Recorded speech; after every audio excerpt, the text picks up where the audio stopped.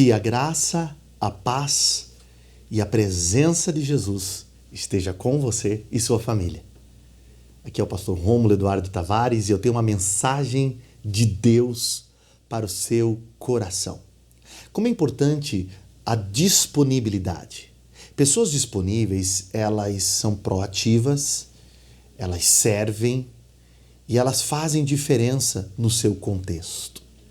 E a Bíblia conta a história em Marcos capítulo 2, e eu quero te convidar para a leitura do texto sagrado, sobre um momento muito importante no ministério terreno de Jesus. O versículo de número 9.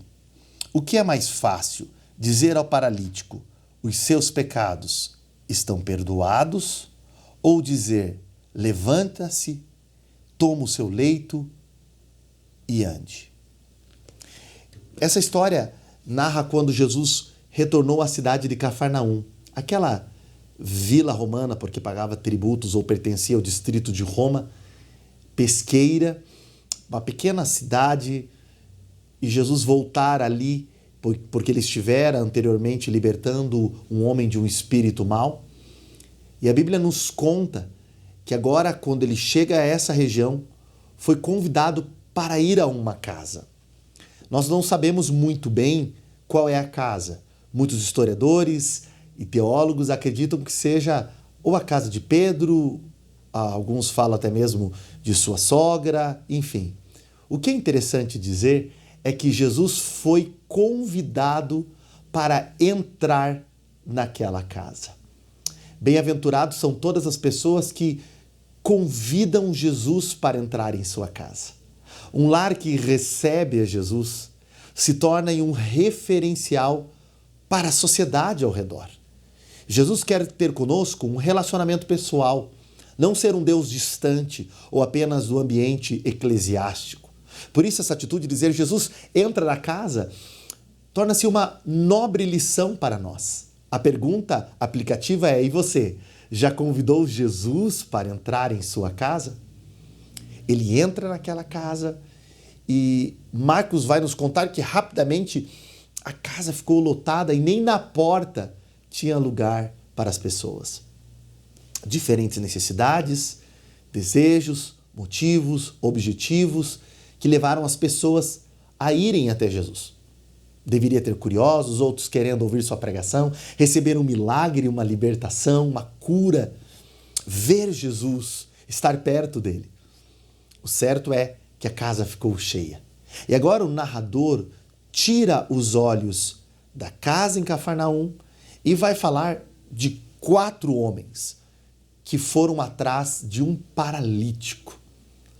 Em uma atitude maravilhosa, eles se preocuparam com aquele que não poderia ir até onde Jesus estava. E é interessante dizer que dentro daquela cultura, as informações arqueológicas demonstram, inclusive, o contexto do Novo Testamento, de que as pessoas que sofriam de alguma debilidade, seja física, motora ou até cognitiva, não eram bem vistas e quistas no conceito do povo de Israel, na sociedade e na religiosidade judaica. Havia até uma pseudo-crença ou a ideia equivocada de que problemas físicos, principalmente aqueles de nascença, eram consequências do pecado daquela pessoa ou dos seus pais. Até a história de um cego de nascença é narrada no Evangelho de João, quando perguntam a Jesus se ele era cego por causa dos seus pecados ou dos seus pais, e Jesus diz que não, é para que nele se manifestasse a glória de Deus. O certo é que se nós fôssemos alvo do castigo de Deus e isso refletisse no nosso corpo físico ou em questões mentais, psíquicas, como um castigo por causa dos nossos pecados e dos nossos pais, quem seria são se todos somos pecadores?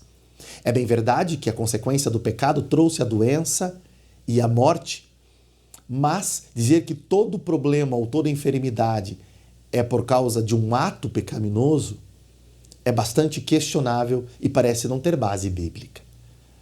O que acontece é que aquele homem, então, provavelmente fora alvo de muitas acusações, olhares, de um estigma, de uma marca. Você está assim pelos seus pecados.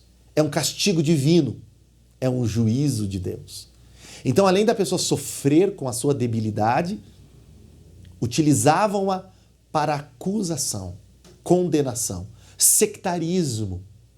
É bem verdade que muitos, em nome de uma religiosidade ou espiritualidade, usam de palavras, ações, olhares que condenam, que separam, que, enfim, desvalorizam o ser humano. Mas a Bíblia mostra um Jesus que veio salvar e buscar pecadores, chamando-os ao arrependimento, interessado em pessoas que eram desprezadas ou desvalorizadas pela sociedade. Uma dessas pessoas é esse paralítico aqui em Cafarnaum, que foi buscado por 4 homens. Ele não poderia ter um espaço no culto público, ficava num pátio externo, com demais pessoas que sofriam também com enfermidades ou tinham dificuldades físicas como a dele. Impossibilitadas, muitas delas sobreviviam de esmolas. Um presente difícil, uma história passada bastante degradante e um futuro incerto. Mas até que 4 homens se preocuparam com aquele homem. O papel deles é extraordinário e um ensino para nós, porque eles foram até onde ele estava, o colocaram em cima de uma maca que provavelmente ou era feito de pelo de cabra, existe até alguns que acreditam em palha retorcida, ou algum tipo de, como se fosse um lençol, um tecido grosso que pudesse carregar essas pessoas, numa espécie de cama móvel, colocam ele e o levam até Jesus. O lindo e o ensino é que eles se preocuparam com um homem que não poderia lhes oferecer nada. Diferente da sociedade ou do pensamento dos líderes religiosos, em vez de acusá-lo, eles foram buscá-lo e fizeram o papel de levar o impossibilitado, considerado pecador, o paralítico, até onde Jesus estava. Eles tinham que ter o mesmo objetivo, porque se cada um pegasse na ponta daquela maca e fosse no sentido oposto, não cumprir o seu propósito. Precisavam ter uma mesma visão, um objetivo em comum: levar aquela vida até Jesus. Este é o papel da igreja, de cada seguidor de Cristo, levar pessoas até o Senhor, impossibilitadas pelo próprio pecado, por conceitos errados, distantes por não conhecerem a palavra de Deus e não terem um relacionamento com o Espírito Santo, então não pode ir até Deus. Mas a igreja é a agência histórica que leva pessoas até o Senhor, tendo o seu templo para cultuar e um ambiente específico em torno do Cristo, na pregação, no anúncio do Evangelho, nas suas ações evangelizadoras, nos seus projetos sociais, missionários, na sua visão missional de cumprir a grande missão de Deus de salvar pecadores, regenerando e restaurando todas as coisas. Esse é o chamado de cada seguidor de Jesus: buscar aqueles que não podem ver. Você, querido irmão, amado líder, pastor, servo, serva de Deus, tem sido esse instrumento que leva pessoas até Jesus? Pois aqueles 4 homens priorizaram o necessitado e o levaram. Que maravilhoso foi a atitude deles e o quanto nós precisamos aprender. Talvez na correria dos dias odiernos, em meio a tantos afazeres, e tão voltado ao próprio ego, em uma sociedade pós-moderna voltado a si mesmo, esquecemos do próximo e deixamos de levar pessoas até Jesus. Vamos ao culto sem muitas vezes levar alguém junto conosco. Passamos tempo sem evangelizar, sem falar do amor de Deus. Mas nós fomos chamados e recebemos o Espírito para sermos testemunhas de Jesus, principalmente através do nosso jeito de viver e através daquilo que pregamos, digitamos nas mídias sociais, comunicamos. A nossa vida precisa ser um referencial que aponta para Cristo. Não foi fácil carregar um homem adulto até aquela casa, no sol escaldante do Oriente Próximo e em meio a tantas dificuldades de locomoção. Eles poderiam dizer: só nós fazemos isso, os outros não se preocupam. Mas enquanto todos foram para casa, onde Jesus estava, para receber uma bênção, para vê-lo e ouvi-lo, aqueles 4 homens tinham um conceito de servir estar disponível. Disponibilidade é um meio de cumprir o chamado. Por isso, o tema da mensagem de hoje é disponíveis para servir. Eles levaram um homem, ultrapassaram todas as dificuldades. Só que quando chegaram até a casa, havia um problema. Se ela estava cheia e nem na porta, diz o escritor, tinha lugar, imagina para 4 com um paralítico deitado em cima de uma maca. Surge a barreira. Era impossível. Talvez alguns desta sociedade em que vivemos iriam fazer uma passeata, iriam acusar os outros, iam dizer, dá um espaço, vocês só se preocupam consigo. Iam dar tantas desculpas, se Jesus quiser atendê-lo, já fizemos a nossa parte. Mas eles tinham um propósito, um objetivo definido. Eles foram levar um homem até Jesus. E aqueles que têm esse foco, eles não podem parar diante das barreiras. Quem tem um propósito encontrará dificuldades, mas essas devem ser a mola propulsora para que eles dêem continuidade. Se diante das dificuldades você parar, não cumprirá a missão. É isso que podemos aprender com aqueles homens. Não era fácil, a dificuldade estava ali. Mas eles não desistiram. E em vez de pararem diante daquela barreira, eles olharam para cima, para o telhado. E quem olha para cima sempre vê uma nova possibilidade. E as casas normalmente eram pequenas, tirando as casas das pessoas mais importantes, e elas tinham um teto plano feito de barro, com palha picada, colocado em estrados de madeiras, e até havia uma escada externa que levava as pessoas para o telhado. E várias atividades na vida dos judeus eram realizadas em cima desse telhado. Secar grãos, fazer anúncios dos próprios atalaias, ou daqueles que estavam dando notícias para a sociedade, ou precisavam convocar pessoas, os arautos, receber visitas. Algumas mulheres costuravam em cima do telhado. Enfim, era um ambiente utilizado pelas pessoas. E eles lembram, claro que não seria fácil subir com o adulto para cima do telhado. Mas se você quer fazer a diferença, se você quer ser um instrumento de Deus, você vai precisar ultrapassar barreiras, se esforçar e se envolver. Por isso que a obra de evangelismo, missões, elas requerem envolvimento, disposição. E quando surge a barreira, não significa que devemos parar. Mas devemos agora pensar em novas possibilidades.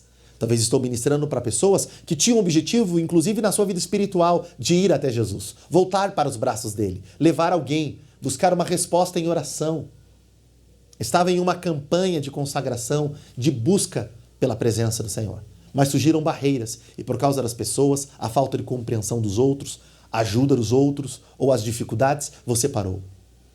Você sabia que é no meio das dificuldades que surgem as maiores e mais impactantes criatividades?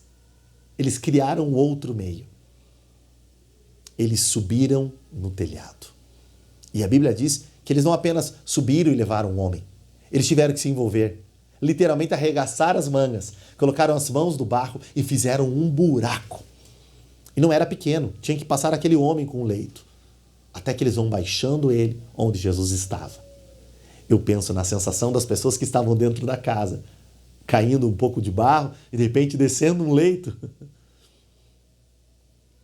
Mas o que significa ser constante, consistente, permanente? Persistir no seu objetivo. É essas pessoas que alcançam, que vivem experiências que os outros que estão na inércia ou nas zonas do conforto ou ficam dependendo da multidão não vivem. Porque eles ultrapassaram a barreira e levaram o homem para diante de Jesus. Agora ele está numa posição nobre. E se para a sociedade, para a cultura e no pensamento do povo ele estava paralítico pelos seus pecados ou da sua família, ou era um pecador, ou uma pessoa mal vista, quando ele é colocado diante de Jesus, a primeira coisa que Jesus diz é: filho. Ele reidentifica a vida daquele homem. Ele não o enxerga como a sociedade lhe vê. Ele não o despreza, não o desqualifica. Porque Jesus não tem opinião, ele tem projeto. A sua palavra é poderosa. Jesus o chama de filho. E ele é chamado de filho porque existe um Deus que Jesus revela que é Pai. E porque através de Jesus podemos ser reconciliados com Deus. Isso mesmo, Jesus disse: quem vê a mim vê ao Pai. E ninguém pode ir a Deus se não for por mim. Não existe um outro mediador. Não existe um outro meio. Caridade, boas obras não podem levar você a Deus. Outros intercessores. Só Jesus, Ele é o caminho. Ele é a verdade, Ele é a vida. Ele é Salvador. Mesmo que a sociedade te condene, que teus pecados te condenem, que tuas falhas, teus erros, a sociedade, a religião, as pessoas, suas próprias emoções digam a você que você não merece, que você merece um castigo. Ou essa ideia kármica que alguns têm, acreditando erroneamente até numa reencarnação. Pois bem, a Bíblia apresenta um Jesus que não depende de opiniões, que não nos trata com troca, mas pela graça, que é um favor imerecido, e Ele é o Deus do perdão. Por isso Jesus diz: filho, perdoados estão os teus pecados. Em outras palavras, se todos te condenam e se há uma marca social, se você é considerado um pecador, para mim você é filho. E porque você é filho, você está perdoado. É interessante todas as vezes que Jesus diz: perdoados estão os teus pecados, porque essa declaração era feita em certos sacrifícios do templo pelo sacerdote ou pelo sumo sacerdote, uma vez por ano no dia da expiação. Quando ele diz que as pessoas estavam perdoadas, ele está revelando sua deidade, isto é, que ele é Deus e que o próprio sacrifício, o tabernáculo, os utensílios do templo, o altar do holocausto, a oferta que era entregue, o sacrifício perfeito, o animal sem mácula, sem defeito algum, tudo isso apontava para ele. Ele é o sacrifício perfeito, como disse João Batista, ele é o Cordeiro de Deus que tira o pecado do mundo. Jesus não recebe você como a sociedade, como tua família, como os teus amigos ou até pessoas que se colocam como inimigas falam ao seu respeito. Venha a ele sem medo. Ou leve as pessoas até Jesus. Não importa o estado que elas estão, mesmo que impossibilitadas. Ele é o Deus Todo-Poderoso. Ele é o Deus que perdoa pecados. Para isso Jesus veio. Essa é a sua nobre missão. Ele é o Deus disponível que nos convida à disponibilidade para servir. Quando servimos, ficamos parecidos com Jesus. E quando ele declara: perdoados são os teus pecados, enquanto ele está salvando um pecador, e até porque todos os males são consequências do pecado, os religiosos, extremistas que estão ali, começam a criticar em seu coração e dizer: como é que ele pode dizer que perdoados estão os teus pecados? Só Deus pode perdoar pecados. Eles não criam em Jesus como Deus. E aí Jesus, em uma palavra de revelação, entendendo o que está no coração deles, diz: por que vocês estão criticando? Qual é mais fácil dizer ao paralítico: levanta, toma a tua cama, o teu leito, essa maca, e ande? Ou perdoados estão os teus pecados? Isto é, tanto para perdoar pecados, declarar o perdão, como para fazer um paralítico andar pelo poder da sua palavra, só Deus pode fazer. Então, não importava a frase que Jesus diria. Eles estavam encontrando um problema na teologia, na declaração de Jesus, porque eles não criam nele. A própria religiosidade impediu eles de reconhecerem o Filho de Deus. Jesus diz, olhando para o paralítico e para todos que estão ao seu redor, para que vocês saibam que o Filho do Homem tem na terra poder. Algumas versões dizem autoridade, um poder em ação para perdoar pecados. Agora ao paralítico ele diz: levanta-te, toma a tua cama e vai para a tua casa.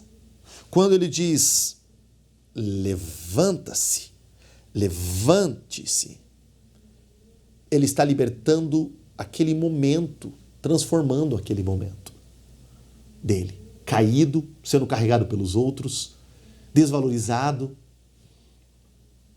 inerte. Não é para isso que Deus te criou.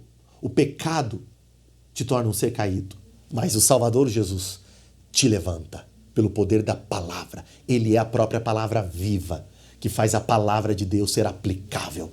Ele tem poder. Levante-se, você não pode mais ficar caído. Mude de posição, de atitude. Você pode se levantar. É impossível, mas eu estou declarando. E Ele é o Deus do impossível. Levante-se. Ele diz para você hoje, levante-se, você que está caído, deprimido, opresso, pensando em tirar sua própria vida. Levante-se. Depois ele diz, tome sua cama, sua maca, o seu leito.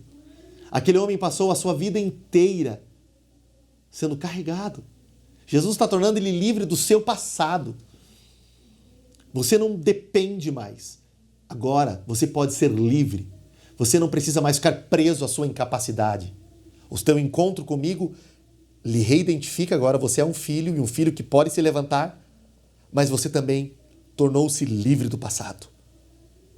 Porque se o Filho, que é Jesus, vos libertar, nos libertar, verdadeiramente seremos livres. Tome a sua cama. Fique liberto do seu passado. E agora? Mudou o presente, libertou do passado e garantiu o futuro. Vá para a sua casa. Tome os seus passos.